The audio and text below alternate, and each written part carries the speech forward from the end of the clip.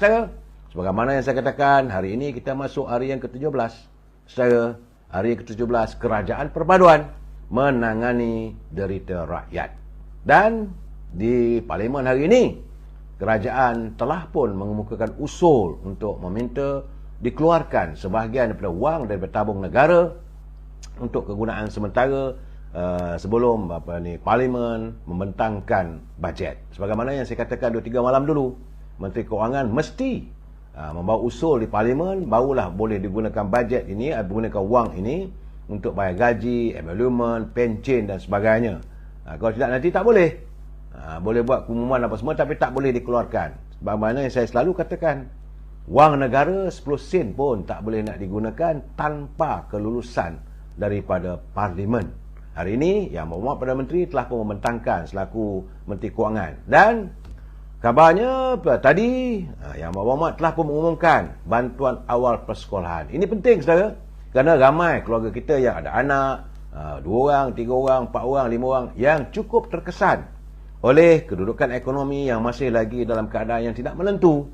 Bagaimanapun kerajaan telah memutuskan bahawa bantuan awal persekolahan, artinya saudara, dalam masa seminggu 2 ini kerajaan akan mengeluarkan perbelanjaan untuk dibayar kepada anak-anak yang ada di sekolah sejumlah RM150 seorang. Bukannya satu keluarga, tidak saudara. Kalau sekolah tu bukan bagi nanti 150 saja sedangkan dia ada 4 orang anak, itu salah. RM150 seorang pelajar ataupun kanak-kanak kita ni untuk setiap murid tanpa mengira pendapatan ibu bapa. Tak kisahlah dia anak orang kaya ke, anak B40, M40, M60, T20, semua anak-anak. Keprihatinan kerajaan. Sebab tu saya katakan bahawa kali ini kerajaan perpaduan ini adalah untuk menangani derita rakyat. Begitu juga saudara, bantuan tunai rakyat yang sepatutnya dibayar pada bulan Mac diawalkan pada bulan Januari. Tak ada lagi terpaksa tunggu bulan Mac, tak ada. Dan kabarnya terdapat sejumlah 9 juta penerima yang melibatkan wang daripada kantung negara sejumlah 2 bilion ringgit. Tiap-tiap buah keluarga, setiap isi rumah akan mendapat RM300 dan RM100 untuk yang masih bujang. Itu yang diumumkan oleh Yang Berhormat Perdana Menteri di Parlimen tadi. Saudara, ini bantuan segera. Sebab itu saya katakan semalam tak boleh nak umum. Kemarin ke dua lepas memegang jawatan dia tak boleh mengumumkan, tapi selepas saja dibawa dalam bajet apa semua, selepas usai beliau memperoleh keabsahan legitimasi undian di Parlimen sebagai Yang Amat Berhormat Perdana Menteri. Hari ini juga misi bantuan banjir untuk setiap rakyat yang terkesan mula disalurkan. Demikian menurut Yang Amat Berhormat Timbalan Perdana Menteri Datuk Seri Zahid Hamidi. Saat tadi, awal pagi tadi, saya tengok mana tak ada kat Parlimen. Rupanya beliau bekerja ke Besut, Terengganu. Dan sebenar-benarnya, sewaktu beliau berada di Kelantan minggu lalu, peruntukan sejumlah 12 juta ringgit telah pun dikeluarkan untuk memberi bantuan kepada rakyat Kelantan yang minggu lalu. Inilah saudara, begitu juga kepedulian Menteri Besar Selangor, Datuk Seri Amiruddin Syahri, yang telah pun mengirimkan bantuan sejumlah RM500,000 disalurkan melalui Pejabat Menteri Besar Kelantan untuk rakyat Kelantan. Kita harap jangan pula beli benda lain weh. Ini untuk rakyat. Jadi artinya sekarang bukanlah rakyat itu tidak ditangani. Soal anda nak undi siapa pun terpulanglah. Tetapi inilah bukti nyata keprihatinan yang saya katakan jiwa murni yang dimiliki oleh pimpinan negara, kerajaan perpaduan yang mahu menyantuni ataupun mengusaikan derita rakyat secara. Dan hari ini selesai, semalam dah selesai usul undi percaya di Parlimen. Bagaimana kata Dr. Anwar Ibrahim, now is the time to move on. Bukan lagi, masih lagi berbicara soal ada tak ada legitimate, mengulangi lagi cerita tak sah, orang ini tak sah dan sebagainya. Tak ada dah. Dia belum menegaskan usul undi percaya yang telah dibuat. Ini juga dilakukan atas kehendak Tan Sri Muhyiddin.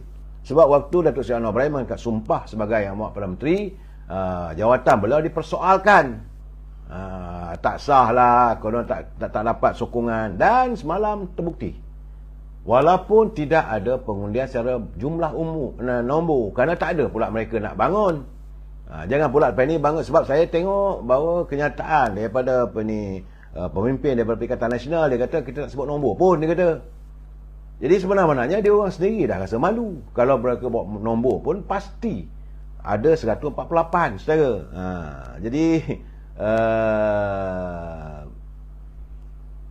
saya melihat bahawa tentang bagaimana Arau dan Pasir Mas yang membangkitkan kenapa kemuka usul undi percaya. Sebab tadi adalah larutan lagi tu saudara. Sebenarnya bukan Datuk Seri Anwar Ibrahim nak mengukuhkan, tetapi dipersoalkan.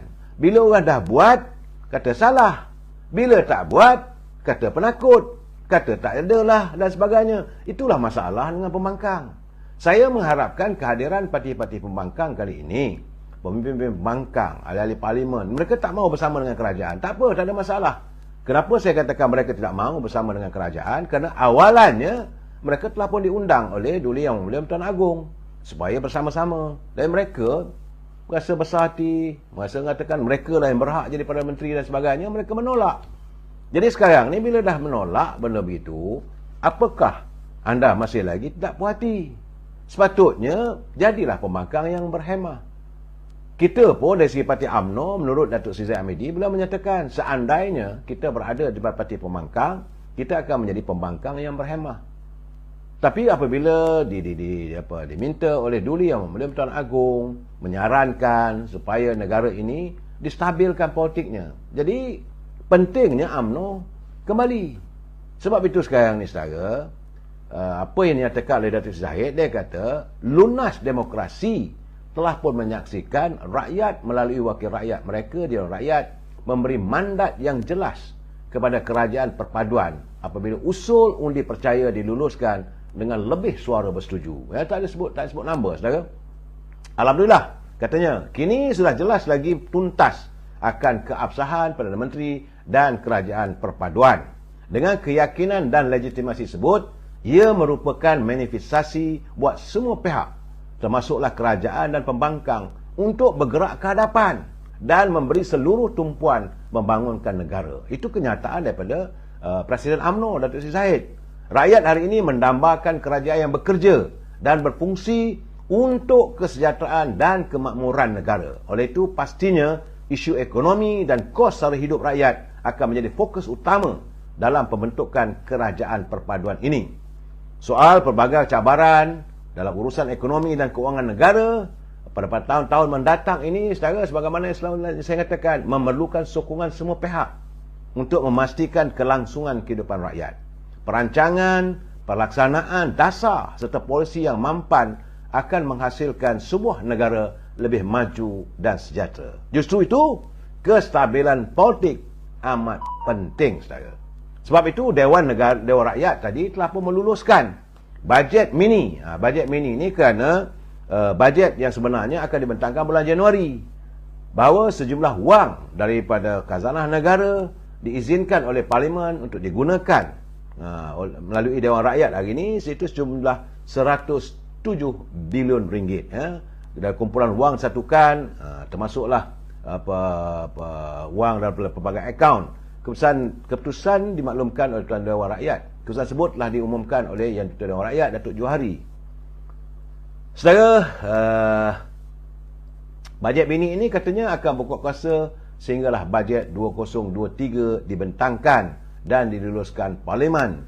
Usul ni ialah susulan daripada rang undang-undang perbekalan. Sebab itu saya katakan, saudara kena faham, kalau siapa nak jadi Perdana Menteri, kena ingat, wang negara tak boleh dipakai sembrono. Siapa yang menggunakan wang negara secara sembrono, maka tanggunglah akibatnya. Jangan main-main, saudara. Ini merupakan jenayah. Sebab itu hari ini juga saya melihat, ini bukan soal jenayah tentang itu, biarkan pihak berkuasa. Kerana Datuk Seri Anwar Ibrahim mengatakan tadi bahawa pihaknya, saya nampak jelas kenyataannya bahawa beliau mahu siasatan diadakan oleh Suruhanjaya Pencegah Rasuah berhubung penggunaan wang negara yang menurut Datuk Seri Anwar Ibrahim tidak bersih pun. Saya tak mau cakap lebih. Kenyataan dari Parlimen tadi saya dengar, alamak, saya kata. Artinya Menurut Datuk Seri Anwar Ibrahim, beliau mahu supaya Suruhanjaya Pencegah Rasuah melaksanakan tugas sebagaimana yang diumumkan dan dikendaki oleh Datuk Seri Anwar Ibrahim sepanjang musim kempennya dalam musim pilihan raya dulu dan juga sepanjang beliau berada dalam kedudukan sebagai Ketua Pembangkang.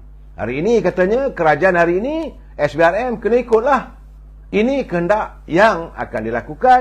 Setiap kebejatan, setiap penyalahgunaan kuasa perlu disiasat.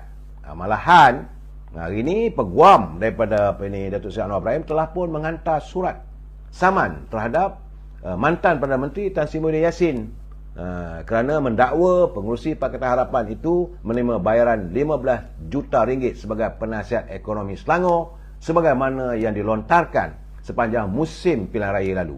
Datuk Seri Anwar Ibrahim selaku plaintiff memfailkan saman di Mahkamah Tinggi hari ini melalui firma guaman S.N. Nair and Partners dengan menamakan Tan Sri Muhyiddin sebagai defendant tunggal. Seorang dia, saudara, Presiden Parti Keadilan itu mendakwa kenyataan tersebut dibuat oleh Tan Sri Muhyiddin selaku pengurusi Perikatan Nasional ketika ceramah dalam Grand Finale Perikatan Nasional Padang Serai di Taman Selasih Kulim pada 5 Disember lalu.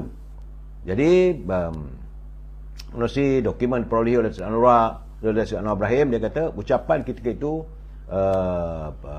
menyatakan Datuk Seri Anwar Ibrahim mengambil wang sejumlah 15 juta daripada kerajaan di Selangor, dan ia kemudiannya diterbitkan dalam aplikasi TikTok melalui akaun di bawah nama Berita Kini 8 yang mendapat tuntunan sejumlah 1 juta tuntunan dan 6,061 komen serta 21,400 butang like dan 1,360 favorite serta 2,169 perkongsian share. Jadi keadaan itu jawablah sendiri. Sebab itu saya katakan berani buat, berani tanggung. Baik, kita bercakap sedikit soal politik dan terkini saudara terbuktilah dengan pengundian semalam iaitu sejumlah 148 ahli parlimen yang menyokong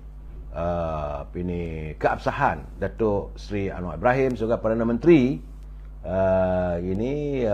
Ia merupakan pelengkap apabila adanya sokongan daripada UMNO sejumlah 30 ahli parlimen. Saya cuba bayangkanlah kalau tiada 30 kalangan ahli-ahli parlimen daripada UMNO ini, maka cuma tinggal lebih kurang sekitar dalam 118. Tentulah kedudukannya dalam keadaan yang goyah. Akan bolehlah berlaku apa yang berlaku seperti dulu, langkah Sheraton dan sebagainya, saudara. Sebab itu kita janganlah rasa kecil hati, janganlah rasa cemburu kepada pimpinan-pimpinan yang lain, sama ada daripada Pakatan Harapan sendiri ataupun daripada Parti Perikatan Nasional. Seandainya Datuk Seri Anwar Ibrahim melayan sedikit kepada Parti UMNO, kerana penting bahawa kedudukan, kestabilan politik Datuk Seri Anwar Ibrahim, keberadaannya di anjung kuasa di Seri Perdana terletak pada sokongan 30 kursi. Ini yang paling mantap daripada UMNO.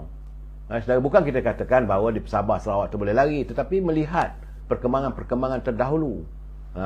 Jadi saudara, semalam genaplah sebulan selepas PRU 15 yang berlangsung pada 19 November lalu.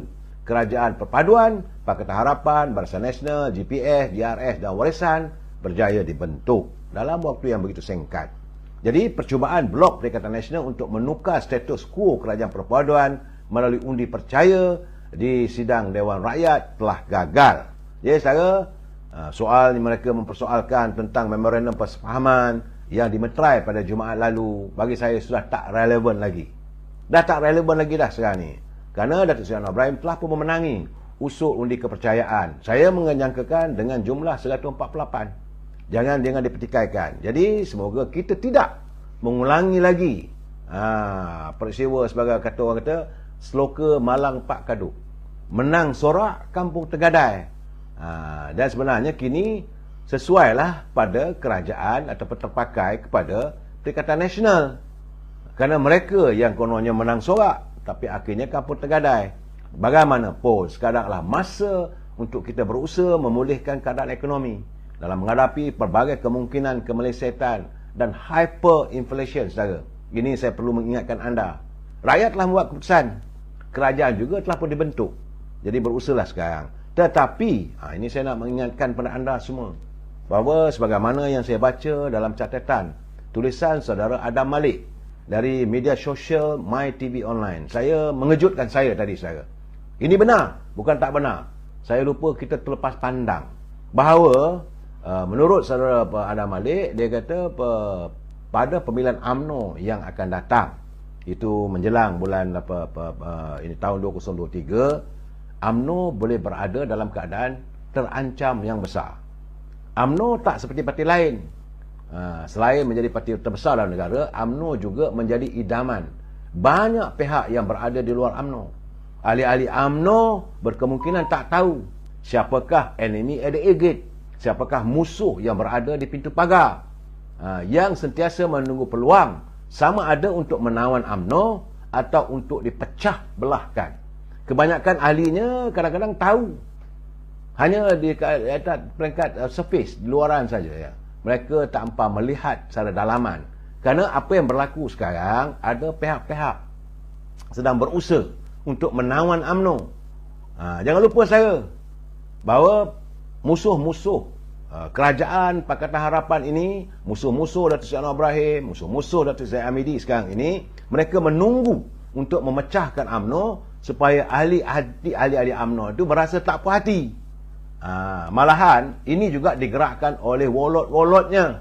Sebab itu saya ada baca kenyataan tadi, seorang pemimpin UMNO daripada belah Persekutuan mengatakan setengah daripada 191 tak setuju dengan Datuk Seri Hamidi. Ini adalah untuk merobekkan kepercayaan orang, sebab mereka melihat, mereka melihat tawan UMNO, maka terperangkaplah Datuk Seri Anwar Ibrahim di anjung kuasa di Seri Perdana. Ini pasti, saudara. Kerana pemimpin yang baru daripada UMNO, kalaulah bukan Zaid Hamidi, saya yakin mereka akan membawa UMNO ini untuk dijaja, untuk dilelong kepada tokeh baru.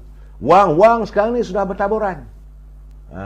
Mereka menggunakan naratif presiden perlu ditukarkan, kerana membuat slogan ini adalah perubahan, kononnya UMNO perlu berubah. Nak berubah apa lagi? Yang perlu berubah adalah ahli-ahli, yang perlu berubah pimpinan di peringkat akar umbi.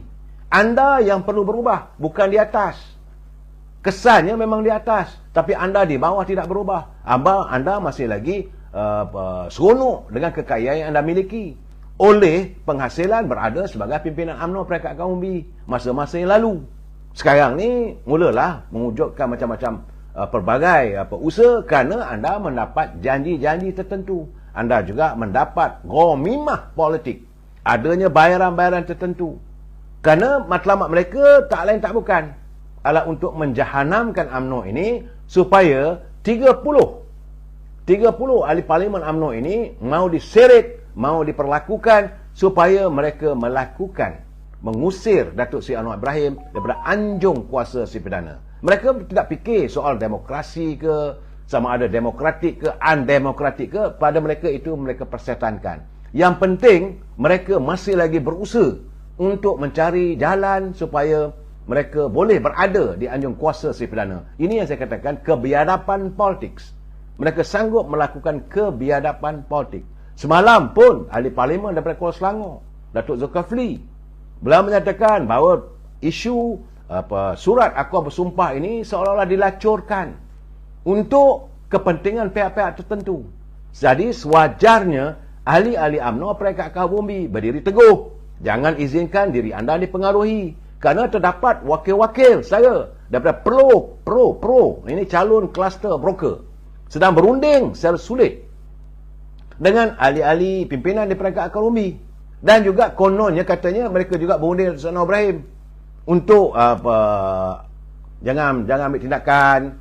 Kerana saya melihat tadi, saudara, bahawa besar kemungkinan ramai di kalangan mereka yang berada dengan kluster-kluster yang tidak bersama Datuk Seri Anwar Ibrahim, mereka akan menjadi kluster mahkamah. Dan sebab itu mereka berusaha untuk melakukan rampasan kepimpinan, mungkin secara demokrasi.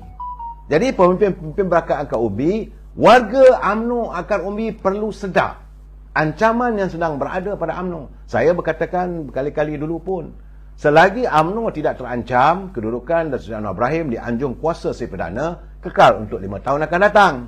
dan bolehlah meneruskan lestari kepimpinan untuk menjaga rakyat. Tetapi seandainya sesuatu berlaku pada UMNO, sudah pasti kedudukan Datuk Seri Anwar Ibrahim di Anjung Kuasa Seri Perdana akan tergugat. Inilah kesannya, sebab yang mempertahankan Datuk Seri Anwar Ibrahim daripada awal adalah Datuk Seri Zahid, kerana beliau memegang pada prinsip demokrasi. Parti Pakatan Harapan mendapat 82 kursi mengatasi Parti Perikatan Nasional. Jadi sikap ataupun ketapan yang dilakukan itu, maka beliau diserang habis-habisan. Macam-macam cerita. Saya dapat ada juga pemimpin yang mengatakan bahawa sudah sampai masanya Datuk Zahid mesti dibesarkan. Saya katakan, untuk apa? Kenapa isu mengadu domba dalam UMNO ni masih berterusan? Sekarang ini masa untuk move on. Mereka tidak fikir apa yang nak berlaku. Sedangkan pimpinan negara, sebagaimana kenyataan Datuk Seri Anwar Ibrahim tadi, bahawa kita dalam keadaan yang tidak menentu lagi. Nyata apa yang disebutkan oleh ahli parlimen daripada Titiwangsa, pemimpin UMNO. Beliau adalah merupakan ketua UMNO bahagian serta sebagai pengurusi perhubungan UMNO Wilayah Persekutuan. Beliau mengingatkan, itu saya katakan, this is the quality of pemimpin UMNO yang benar-benar ada kemampuan menjadi pemimpin. Bukan macam apa setengah tu yang jadi cak ayam tu. Ada pemimpin UMNO, latar belakangnya cuma jual ikan kering aja dulu. Tapi punya wang, dapat jadi tokeh, dapat pula petak-petak di pasar burung, maka jadi banyak wang, beli undi. Saudara, dan sekarang ni nak jatuhkan presiden kerana dapat pemimah. Tapi dengar kenyataan daripada Datuk Johari Gani. Beliau menzahirkan kebimbangan untuk menghadapi masa depan yang tidak menentu. Kalaulah masalah kepimpinan, masalah politik masih berada dalam keadaan huru-hara. Kesan, beliau menyatakan secara terus terang, selama 4 tahun negara berada dalam keadaan limbo in politik. Suasana politik yang tidak menentu. Akhirnya para pelabur lari. Dan beliau menunjukkan figura-figura yang tertentu. Berapa banyak wang yang akhirnya negara berhutang sejumlah 1 triliun lebih. Ini tidak lain tak bukan apabila masalah politik tidak dapat disantuni dengan baik. Saya mengharapkan agar warga UMNO khususnya, teman-teman kita dalam Parti Keadilan, tentulah mereka sedang merayakan kejayaan. Okeylah, tak ada masalah. Tetapi warga UMNO perlu sedar, jangan diizinkan tembok pertahanan UMNO ini dipecahkan oleh mereka yang saya sebut sebagai parasit politik. Saya sedang menanti untuk kesempatan berjumpa dengan Presiden UMNO untuk menjelaskan permohonan ahli akar umbi, supaya beberapa anggota yang dikenali ahli akar umbi mendengar ceramah mereka memaki hamun yang meletakkan kesalahan pada Presiden sepanjang musim pilihan raya dan selepas pilihan raya. Orang ini perlulah segera disingkirkan daripada UMNO.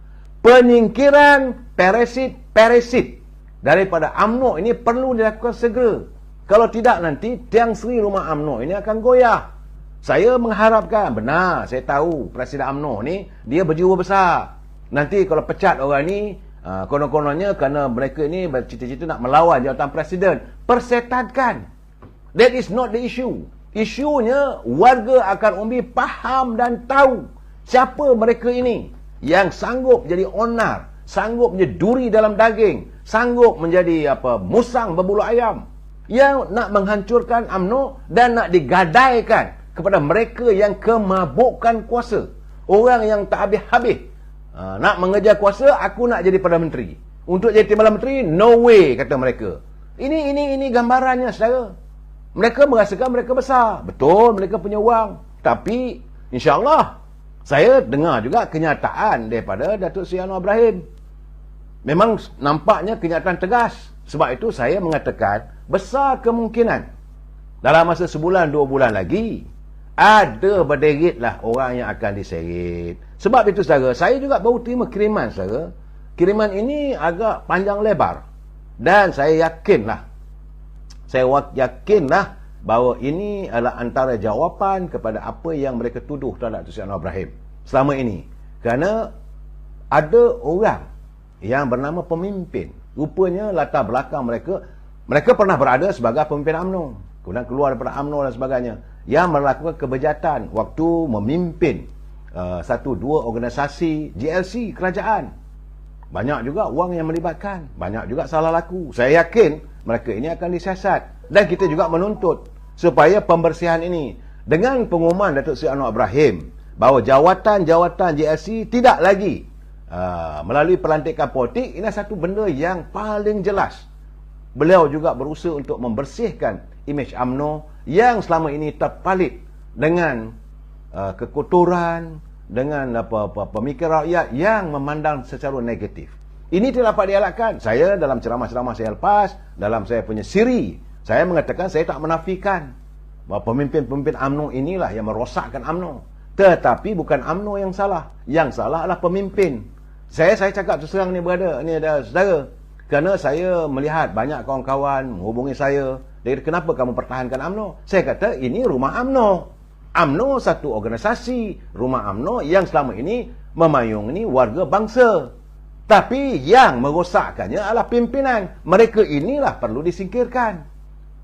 Mula bertanya pula bagaimana dengan Presiden. Presiden sedang menghadapi pembicaraan. Biarlah dia dengan pembicaraan di mahkamah. Kita tunggulah resultnya. Jangan kita pula mengambil keputusan. Kita pula tukang sokong mengatakan dia bersalah. Kita bukan hakim.